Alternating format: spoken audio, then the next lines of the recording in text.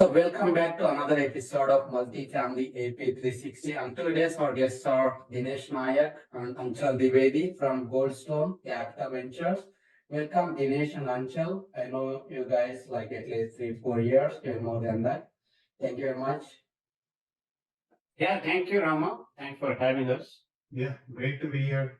We'll start with your introduction. Go ahead and introduce yourself. We'll start with Dinesh.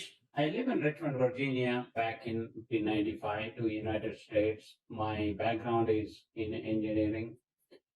Basically, I spent over 25, 27 years in information technology, doing mostly in project and product management capacity, and lately doing a lot of data related IT work. So I got into real estate back in 2013, even though I was investing back in India, but in US real estate, I started investing in 2013. I built a single family portfolio. Over time, I came across a podcast and jumped into multifamily investing. So I started as a passive investor in a syndication and kept on doing it. And then we got into joint ventures and other syndications ourselves. So we'll get into deep dive into those things later. So Yeah, thank you. So Anchal. My background is pretty much similar to what Dinesh is. I came to US in 1998, and I also have a technology background where I did my higher education from IIT Delhi, and then I came here in 1998, and I dedicated over 25 years to leadership roles in IT, and mostly within the investment banking and trading sectors on the IT side of it. Around 2013, I embarked on a new journey into real estate investment, initially acquiring single family houses in and around Raleigh, North Carolina. And as my passion for real estate grew, I expanded into multifamily properties, real estate development in around 2019 and 2020. And I, along with my wife, Shruti, we partnered at Goldstone Capital Ventures, and we started by teaming up to buy some small multifamily properties in Carolina, doing joint ventures. And then gradually transition to syndication. Our prime goal is to help passive investors grow their wealth through multifamily investments in strategic locations in North Carolina. Awesome, and thank you for introductions. So you guys have successful careers in IT professional, IT side, like project management, product management, or leadership roles, right? So what makes you jump into real estate side? We start with Anshul. I started listening to a lot of podcasts in 2016, 2017, and I already had a passion of real estate. I used to buy a lot of single family houses, and at one point I thought that it's not scalable, so I'll have to move to a different direction, maybe a multifamily syndication direction. And once I acquired more and more knowledge, and I thought, it's a good idea to jump onto syndication. That's how, we got into this area. Awesome. How about you, Dinesh? yeah, we all hear about saying that 90% of the millionaires are built from real estate. So basically, when I started my real estate investing, I started looking at the profits not only through appreciation, but also the cash flow, the depreciation related tax benefits, and equity pay down through the tenants. So I wanted to teach this to my friends, my colleagues, my family, and get them involved as well. And so basically, I started scaling it up, and over time, I thought, okay, there is a much more I can do, not only for myself, my family, but also my friends and others as well. So that's why I jumped into this, and through syndications, we can easily help others to build their wealth as they keep working. So that's why having time for yourself. So I belong to multiple nonprofit organizations, do a couple of projects back in India. I started helping students when I was working here complete their college education. I became a member of Rotary International here locally, and then did a couple of projects back in India for a school, for a hospital. So basically, ultimately, I wanted to help others. And for that, you need more and more time. Real estate gives you a lot of time, especially by once you build your portfolio, you can get that passive income going. At the same time, your schedule becomes very flexible, so I can spend more time in other things that I like to do. Sure. Yeah. Thank you very much. So now, yeah, started with single families and then moved towards multi-family because of scaling or, different reasons, right? So, and also you guys started doing joint ventures and syndications, value add multi-family, assisted living, or land development, all this stuff. So what makes you connect together? So when you connected you guys together, what is the reason behind partnering? Start with Dinesh. Yeah, that's a great question. Thank you for asking. Yeah, Anshul and I myself, we were part of a mastermind, and we met through that mastermind. We met in person uh, by touring properties. So basically, it was the organic relationship. We met, our families met. We just became so close. And the other thing is with Anshul and Shruti, they have that great drive, passion, and get it done kind of attitude. That helped me easily to become a partner with this. So that's going great actually. Answer about you from your Yeah. point of view. Pretty much what Dinesh said, along the way in my journey towards multifamily, I connected with a knowledgeable mentor and who taught me about the industry, and I learned a lot. One of the events where Dinesh and I, we both were there, we started talking and we found out that we both are interested in the same market, right? And we have the same buy box. We started, all this happened organically, and then we started looking for properties, and the first property we visited is in Jacksonville, Florida. We put an offer for it. We didn't get it, but the great thing come out of that visit is we started doing more and more visit, submitting more and more LOIs, and that's where the partnership is formed. I mean, we didn't talk about it that we are doing the partnership. It just happened organically. Great that I met Dinesh. He is so knowledgeable, has a very good market insight, and always top of things. Very good in investor relation, broker relationship, and it's very good that we made that partnership. Thank you very much. Thank you for sharing that. Yeah, it's very important. Yeah. Thank you.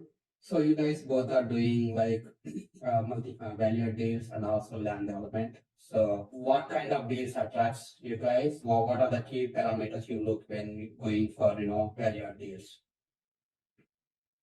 Yeah, I can start with that. Basically, when we started, we just wanted to get into a deal, right?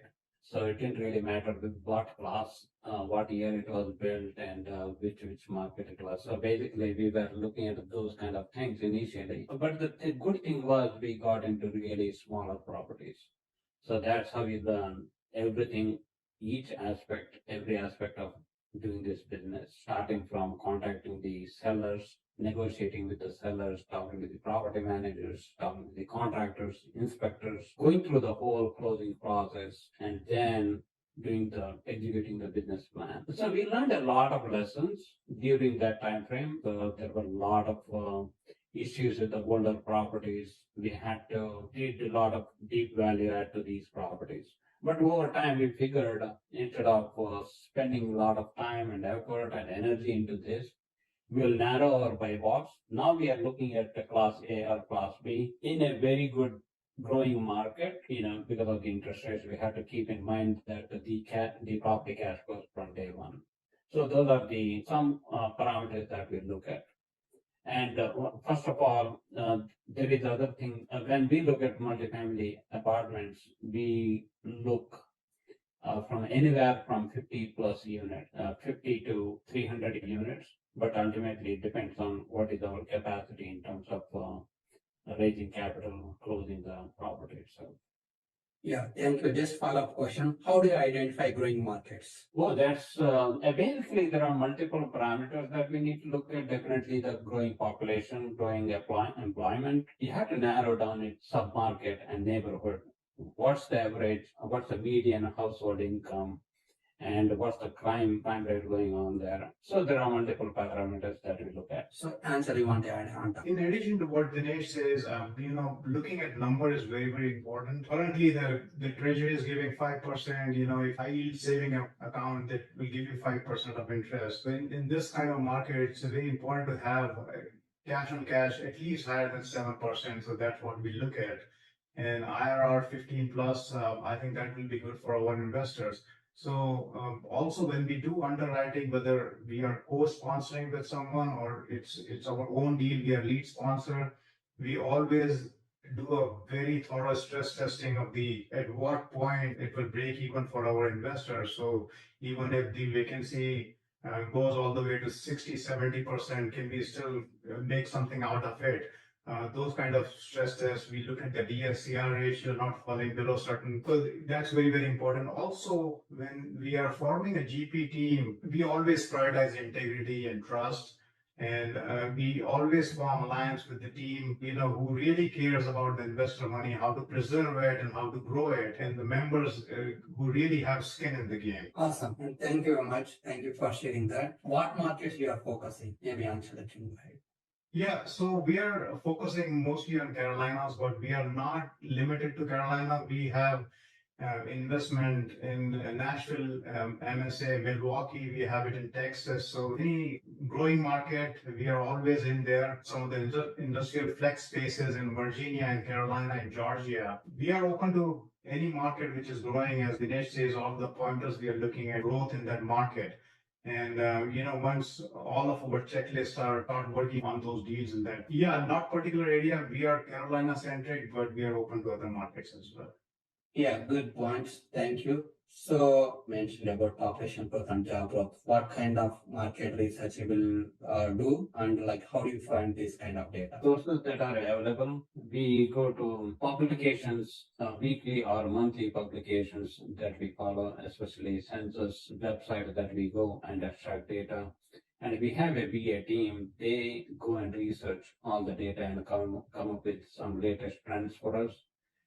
That will be really helpful. And also what we do is we follow few economists, we listen to their podcasts, there are so many resources available right now. It's unlimited data and information is unlimited. And we also follow what exactly the Fed is doing on a daily basis. Yeah. So there is a lot of data available at this point. Getting the right data and streamlining it, that is more important. Awesome. Yeah, definitely census.gov is a good source for population growth or job diversification, all the stuff, and also like other reports like CoStar, ERD, or like Real Page. These are also good sources for population growth and job growth. Yeah, thank you very much for that. And also, you guys mentioned co-sponsoring some deals with other GPs also, right? And also you mentioned trust and skin in the game, alignments of interest. How long you guys will travel with those GPs before investing into their deals, As I said, Rama, I think we are open to any market, population growth and employment growth, and a lot of new businesses coming in that area. So ideally, we would like to have 2 hours of flight time that covers that area. And then we also look for connectivity from, either Raleigh or Charlotte or from Richmond, a direct flight to that location. That makes more sense for us to invest. Just in case something comes up and we have to be available there personally, then we can make that move. Yeah, I wanted to add one more thing. See, for example, at this point, we are looking at industrial flex space area as well. So we are working with a group from New York. We are having these weekly, even though we haven't been able to close on any property yet, but we have met personally in person. We travel to each other's places. We go to we meet in conferences. We have these weekly Zoom meetings, talk about a lot of different opportunities that we have. So that's how you build the partnerships and long-term relationships. Yeah, thank you. Thank you for sharing that. You guys also doing raising capital for your deals and other deals, and also operation side. Before jumping into operation side, raising capital side, I think you guys have good track record and you guys are doing good job. So share us like some good practices around raising capital. For me, I have built really good relationship with a lot of colleagues or friends all over the country here in the United States because of the association with a lot of different organizations. It could be professional organization like technology, project management. They could be sports related. They could be any outdoor activity related or non-profit organizations. So through these different, through channels, I have built several friendships over the years. So that has helped me to build, expand my network over time. I attend a lot of events, even within our Indian community here. There are so many organizations, events keep happening, and wherever possible, I have been volunteering for years. That helps to build a relationship and trust, confidence with each other, talk to you, discuss with you, and they get to know you. You present yourself, so that helps a lot. And also with try to talking to the investors, we start talking to them individually and understand their individual goals. Talk to these, and not only acquiring the investors, but also we follow up with investors maybe once in 3 months, 4 months, talking to these investors individually, discussing their investments with us, how each investment is doing, what are our future plans. If there is a problem, we'll discuss it openly. How we build that confidence and long-term trust. With that, they refer a lot of their friends to us. So that's how we build our network. Awesome. Thank you. So Ansha, from your In addition to what Dinesh said, we both are from technology background and we both love automation, creating pipelines and systems and processes, that can come onto like all social media feeds and everything, and we can capture more people, come into our CRM, and then nurture them one on one. What is their financial aims are in life, right? And once they are into our CRM, we actually delegate all of our low level work to our team in India and Philippines. Concentrate mostly on talking one to one and making some meaningful relationship with investors, right, through Zoom calls.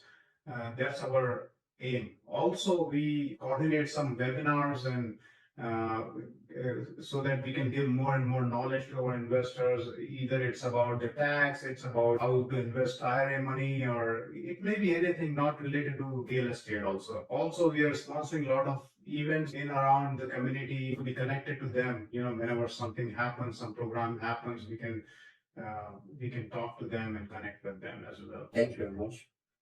Anything Dinesh want to add? Find a way to help others. It doesn't have to be only through investments. It could be at a personal level. Even as simple as giving a ride to your friend or somebody whenever they need, right? So look for opportunity to help others. That way you can build that trust and confidence with people. It don't have to return. It shouldn't expect anything in return. Yeah.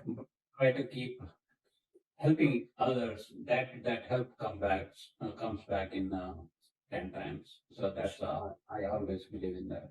Sure. Yeah, good point. Thank you. So you guys also doing land development side, so multiple deals. One in Winston-Salem, another one is like Nashville or Tennessee market, right? So what is the reason behind expanding into like land development side? Did you see good opportunities there? So We have explored various asset classes: student housing, assisted living, value add, and then we moved on to new construction where we are building one in Winston-Salem, as you said. We always wanted to learn and see what the new asset class are there available, right? So the land development, what we found out that these projects are very front end heavy. There is a considerable time and capital required during the due diligence phase, and there is a good amount of learning when you actually finish your due diligence, and at that point you're pretty certain that you're going with the project, right? Moving forward with the project, and that time invite investors to come to the deal, because we have taken all the risk up front. We have our risk capital, everything is involved. If it doesn't work, we'll move out and then find some different project, right? But once the vertical is ready, there'll be very less work as compared to value add component, we can rinse and repeat many times, right? On the other hand, if you see a value add acquisition, the acquisition window is very, very small. 45 to 60 days where due diligence is over and the property is acquired, and then the actual work start, the renovations and upgrades that goes throughout the life cycle of the project. The occupancy is falling down, you'll have to take care of that. If property manager is working well or not, you'll have to keep an eye on it for the entire cycle. There may be, if you have a class C or C plus, there'll be a lot of repair maintenance going in and out, so that causes some issues as well. So our plan going forward is doing more of a land development, keeping Class A, Class B type asset. We're doing the asset management and the renovations and upgrades and things like that, because that's taking too much of the time. Right? Yeah, thank you. So what kind of risks and returns associated with land development, Dinesh? Yeah, there are always risks with land development because you have to go through the zoning process, permitting process. You have to look at the land itself, whether you need grading, you need how much landfill is required, any retaining water ponds. There are so many risks involved, and what's the buildable area is available.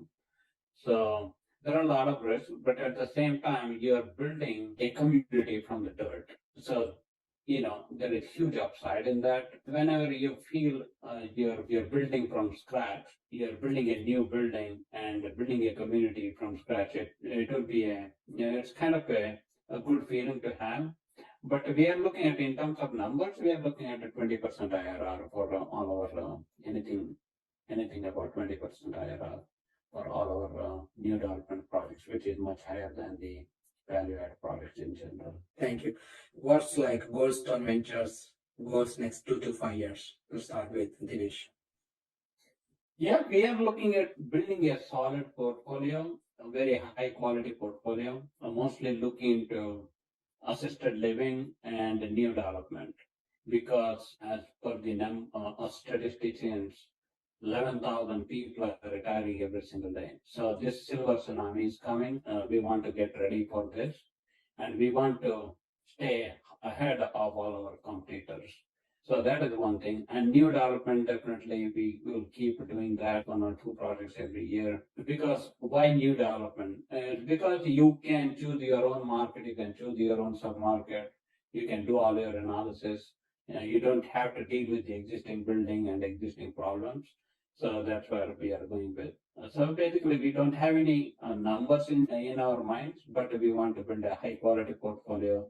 We want to have a really good investor base, so they can be wealthy along with us throughout this process.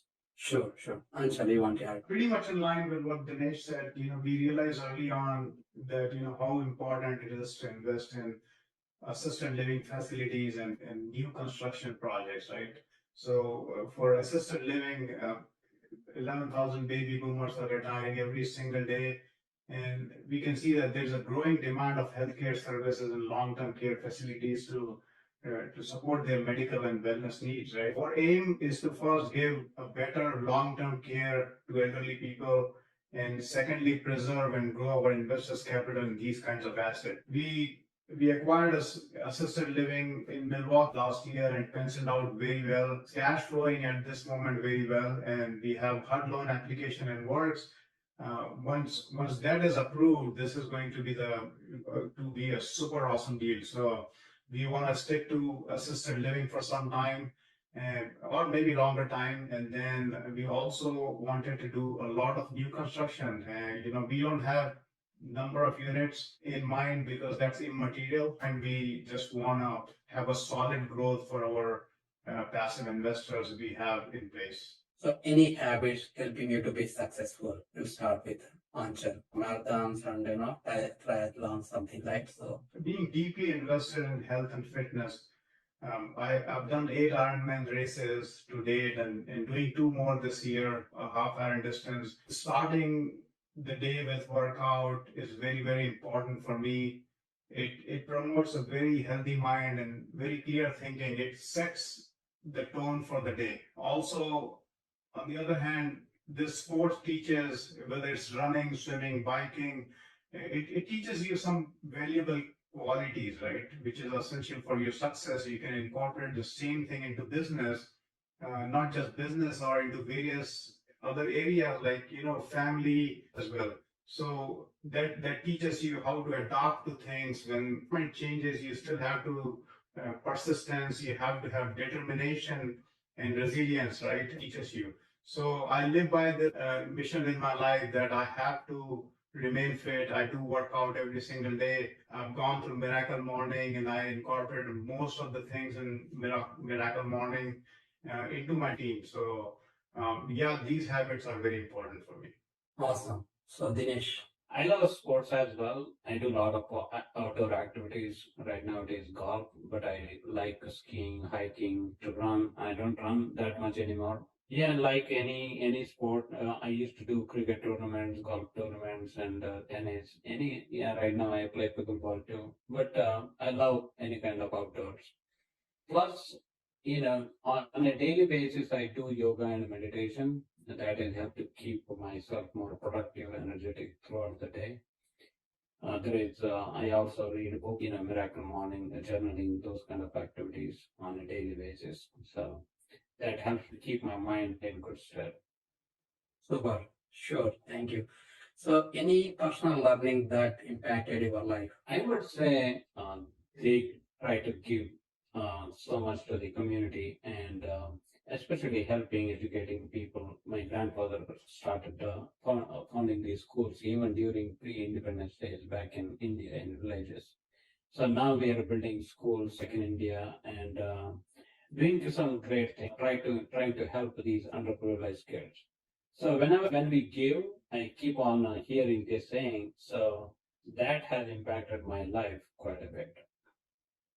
So then, Anshul. Doing this business for so long, I think we had pleasure of meeting amazing individuals, some of the amazing individuals in the industry, sharing the ideas with them. It's always a great learning. It's very important to know that, you need a perseverance in this business. It's not a get rich quick business. Many have faced challenges and they failed and they couldn't get up. But to succeed in this business, you need to be very, very skilled, problem solver.